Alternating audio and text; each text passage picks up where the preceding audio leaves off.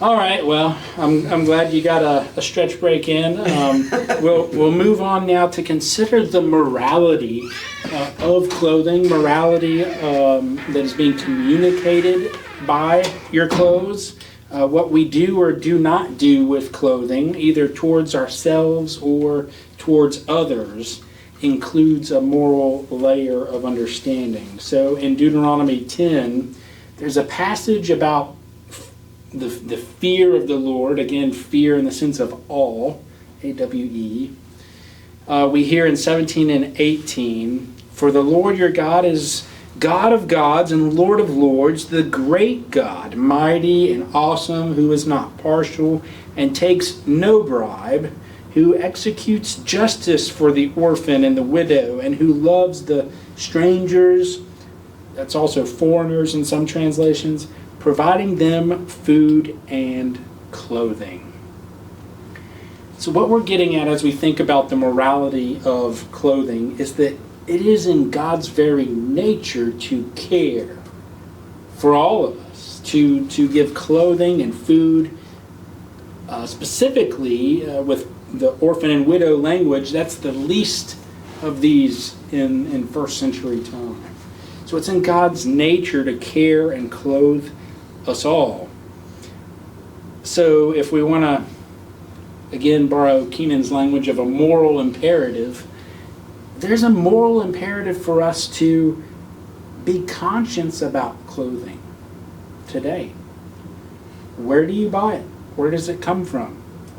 We may not have the moral inclinations. I mean, it's there, but as stark and in our face as in the Bible of don't take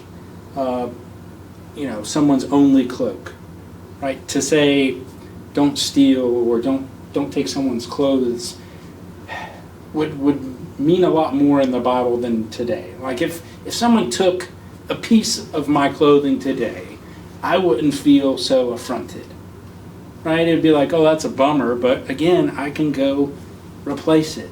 Whereas really in this setting, it was a big deal if someone taking advantage of the poor and they're not having something. I think today, how do we think through the morality of clothing? The conversation, it still includes the don't steal, right? But it's also taken on another thing of us thinking about where does our clothing come from? And I was going to say one of the biggest things, the differences between clothing then and clothing now is that now clothing is made by machines. Everything's taken from, you just pour the cotton here, all comes out. Whereas when you had to build a cloak, first you had to go out and get the sheep. Shear the sheep. What? Shear the sheep. Shear the sheep. You had to take and prepare everything. I mean, it didn't happen in one day. Mm-hmm. It took a long time to make a piece of clothing. And so each piece was much more important to them than it is to us today. Yeah. I just asked ChatGPT how many days' wage, how many days' wage would a clothing cost in 500 BC? And it said for basic commoner's clothing, it would be somewhere between 5 to 20 days' wage. Right. And for the high-end clothing, could be upwards of 100 days. Mm. So if a day's wage today was, say 15 times 8 times, say 12, that's $1,500 in relative today's. Yeah. For the most common, and you're talking about like 10,000 for Yeah.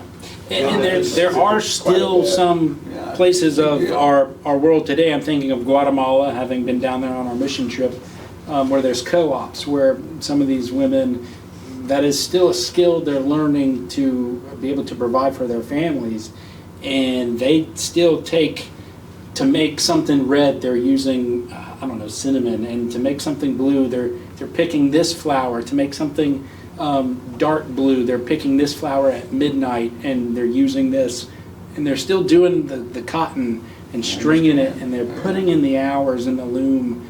And so to buy one of their articles of clothing is really, you're more cognizant of this. Amount of labor that went into it.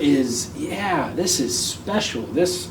Are you embarrassed about means how much it costs? Is that how much you want to give them for the labor? Yeah, that's a good heart observation and reflection. You want to kind of haggle prices down, and you want to do those kinds of things, but then realistically, because if something's like $500, you want to go, no, I don't want to pay that. But then you realize, no, to them, this is a few months at least. You're getting closer to the 100 days of what it took to actually make this.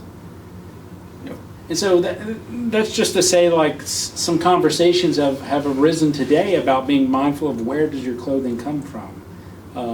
That's another layer of moral being attached to the biblical image of clothing, right?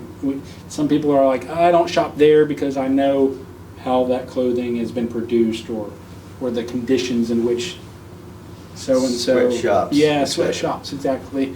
Whether that's clothes or shoes or any number of things.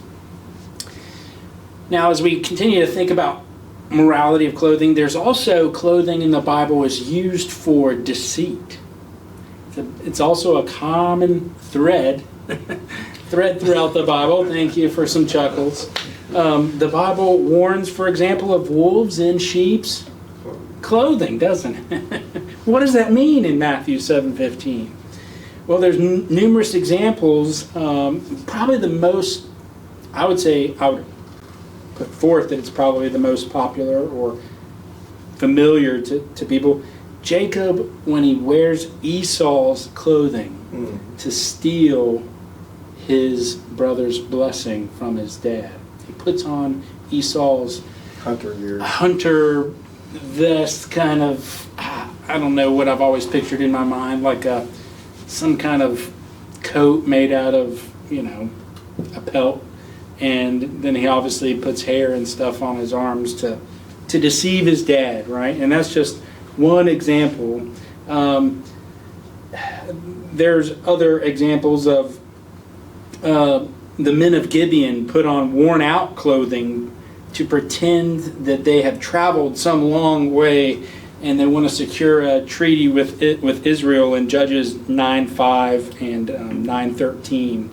So that causes us to ask, like, Not much has changed. ask ourselves, yeah, well, that's my point. Like, do we think about the motive behind why we put something on? Are we mindful of obviously where it's come from and how it was made, but also are we mindful of the morals behind how are we using this clothing? Am I trying to be deceitful in any way? Am I trying to achieve some outcome by wearing a specific outfit? That's a rhetorical question. You don't got to answer that.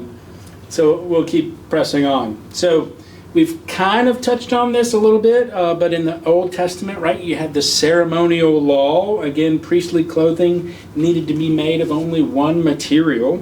It also needed to be washed many times, either for hygienic purposes, but also purification symbolism. Israelites are instructed in Deuteronomy 22, if they find a neighbor's garment, they're to hold it at their house until it is claimed by the owner. That's a good rule to have for a community to foster. You ever found something and just go, hey, finders keepers, right? That's kind of a mentality today, unless you find a wallet with a specific name and address where you might be able to contact somebody. Now, it also says again in that same chapter of Deuteronomy 22, and I will say this will probably get some backlash because of today's climate, but verse 5 says, a woman shall not wear a man's apparel, nor shall a man put on a woman's garment, for whoever does such things is abhorrent to the Lord your God. It makes me wonder if this ties back into the morality or the deceitful use of clothing or not, and I think it does. I think that's why that's included in there. I don't think we need to spend too much time expounding upon that. You're Let's just trying think to dodge a bullet. You know, I'm aware it's a hot topic. You need a bulletproof vest. I need a bulletproof vest for that one, that's right. I'm aware of that. So let's shift gears to think about transcendent clothing throughout the Bible. Transcendent meaning otherworldly or heavenly. Heavenly beings are often pictured with unique clothing characteristics. Can you think of any that come to mind? If an angel, for example, shows up on the scene, what are some adjectives that might be used to describe that angel? Brilliant and shining. Yeah, exactly. Light. Yeah, clothed in light, brilliant and shining, that kind of dazzling element to it that really sets them apart. Doesn't Jesus and the Mount of Transfiguration. Yeah, absolutely. I think that was in Matthew 17:2. We read that his clothes become dazzling white. And so heavenly clothes, then they have that same familiar element to them, and that, okay, they're wearing a robe or whatever they're wearing it makes sense because you're clothed in an article that fits you, but there's also an elevated status to it. It's shimmering, it's shining, it's dazzling, it's pure, it's... I don't know about the angels and so forth, but one of the things about Jesus' cloak was it's supposed to have no seams. I'm not sure how you make a Now, piece of where, clothing. where is that mentioned in the Bible? At When the the soldiers crucifixion. are At the casting crucifixion. lots. Yeah, for his and they cast lots because normally they would split it up. Yeah. Tear It it had no apart and use the seams. cloth. It had no seams, and so that made it more valuable. And so what they did is gamble for it, so only one of them would get it. Yeah. Yeah. Learn something new every day. Yeah, me too. There's so many little tidbits in Scripture that we read through these they're common to us. We're familiar with the passion of the Christ. We're familiar that Christ gets crucified.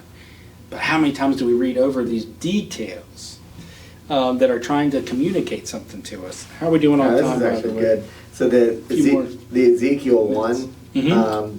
this is kind of a weird translation, but I thought this is one example of clothing for clouds. So it said upward. So they see the man up there on the throne. It says upward from what appeared like the loins, I saw something like gleaming amber, something that looked like fire and clothes all around, and downward from what looked like the loins, I saw something that looked like fire, and there was splendor all around. There's better translations, but then it says, like the bow in a cloud on a rainy day, such was the appearance of the splendor all around the Lord. But it's actually, that description gets picked up multiple times throughout the Bible, some in Daniel, some in Yeah, that one, but it's- and we kind of talked about that with the image of the throne that we studied. You know, God is wrapped in light. Well, what kind of light? Maybe he's wrapped in something of a rainbow of light. Those kinds of images. It sounds like that's what you're picking up on there. Transcendent clothing, yeah. I think Any an comments? electrical storm, for me, is a sign of God and His power. Okay. More than, as much, if not more, than the sunshine. Yeah. Sure. They both can communicate, can't they? One of the things that lightning storms do is clears the atmosphere. They Yeah. do.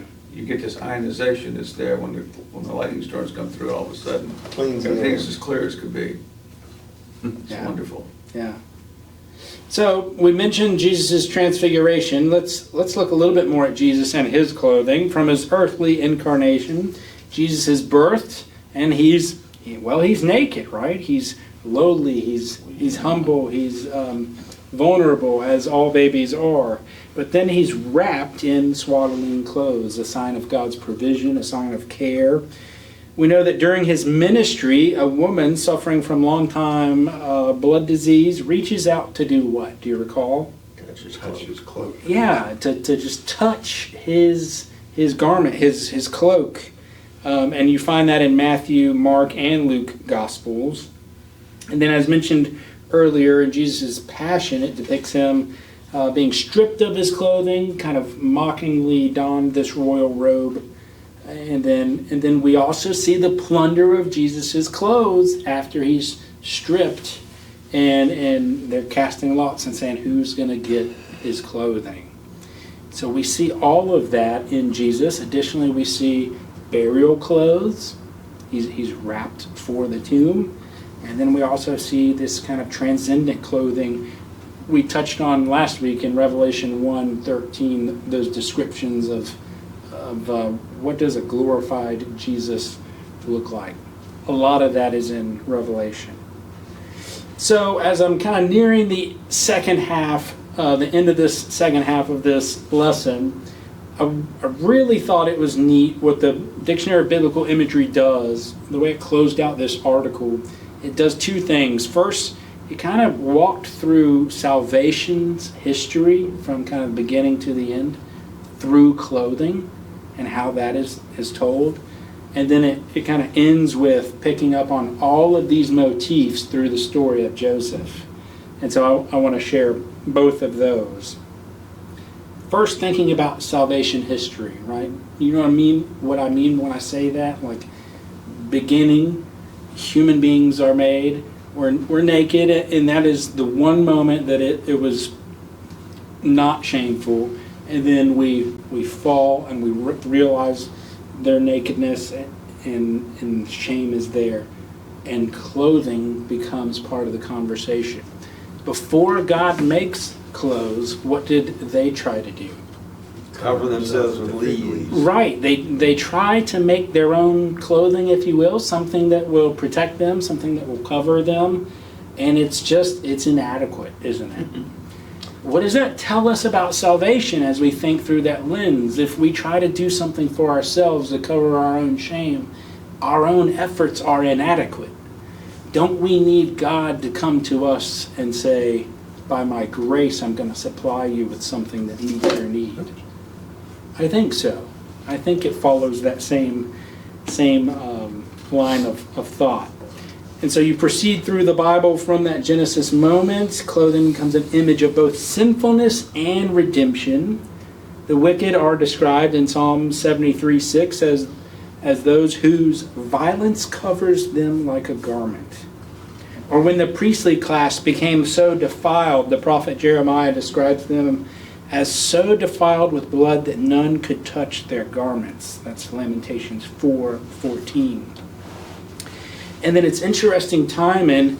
Keenan has been teaching on apostasy. Well, prophet Ezekiel in 16:16, that's chapter 16, verse 16, uses clothing imagery to describe Israel's apostasy. It says, "You took some of your garments and made for yourself colorful shrines, and on them played the whore." That was the NRSV. Kind of an image of clothes being used for idolatry. And then more to the point, salvation then is pictured as a garment in Isaiah 61:10. "I will greatly rejoice in the Lord. My whole being shall exult in my God, for he has clothed me with the garments of salvation. He has covered me with the robe of righteousness, as a bridegroom decks himself with a garland, and as a bride adorns herself with her jewels." The image of clothing is taking on a salvation meaning symbol. And Jesus' letter to the church in Laodicea, he pictures salvation as white robes to clothe you in Revelation 3:18. I thought that was really a unique perspective to kind of see the movement of the fall, the need for salvation and help, God's grace, and then salvation itself presented through clothing. So let's wrap up by taking you down the story of Joseph real quick. We know Joseph is in modern days. I mean, there's still a theater production about it, right? Joseph and the Technicolor Dreamcoat, or something to that effect, right? But Dolly Parton's song.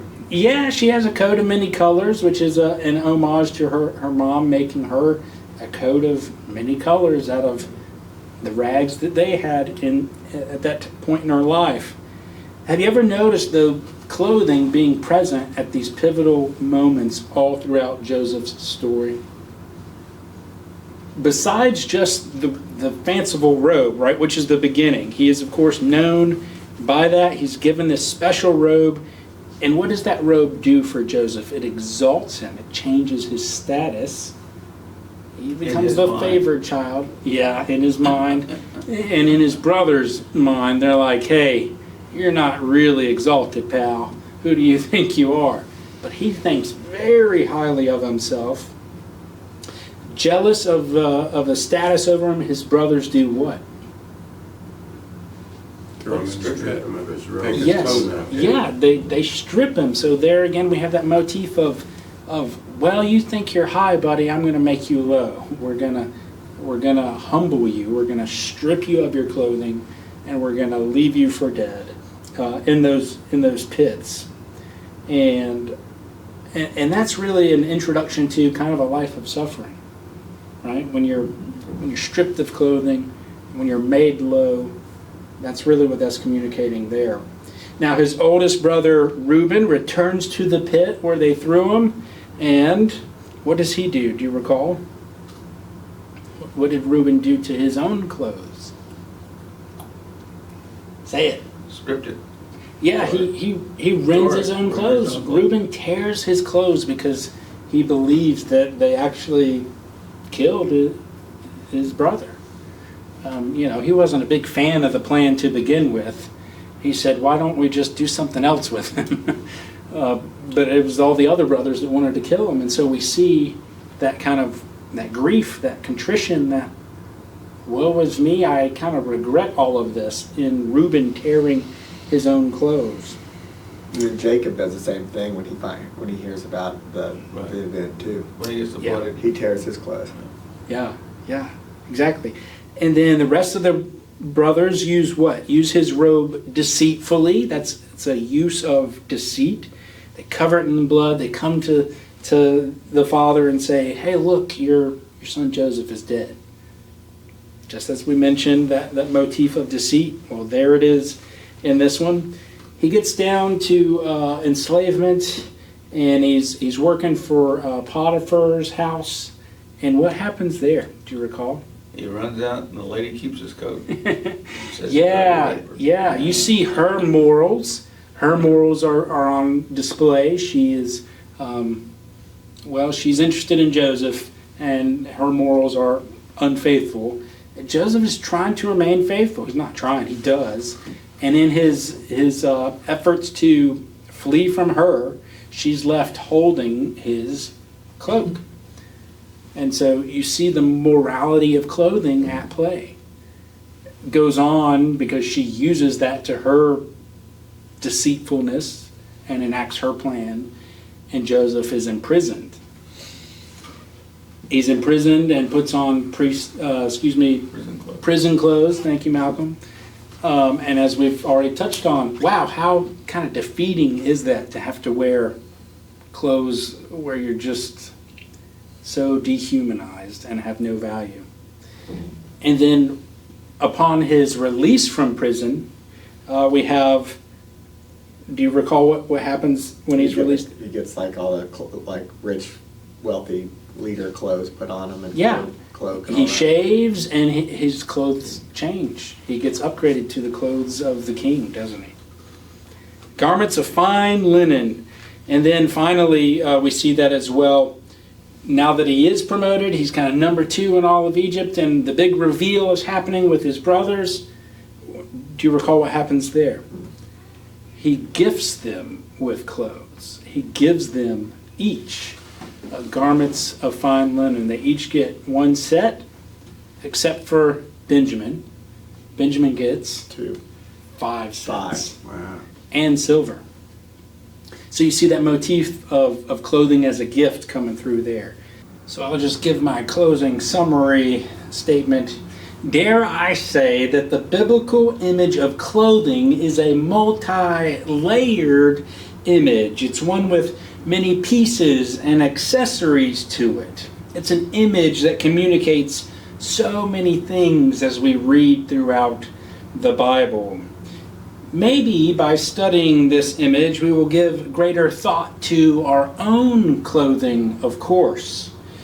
But more importantly, that we would give more thought to what we are communicating through our clothing.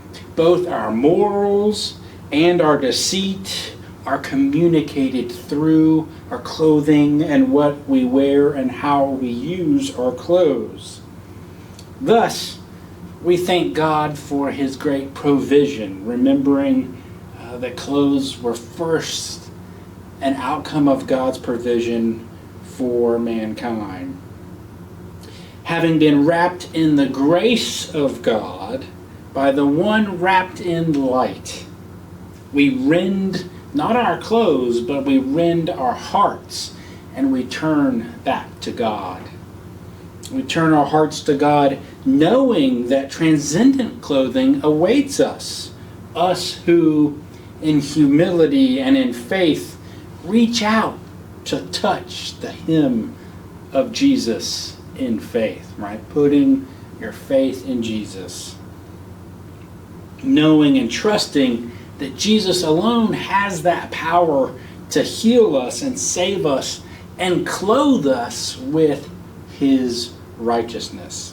And so the invitation is this, my friends. Hear this invitation to take off your grave clothes. And as Colossians 4:12 through 16 says, I'll close with this. Therefore, as God's chosen ones, holy and beloved, clothe yourselves with compassion, kindness, humility, meekness, and patience.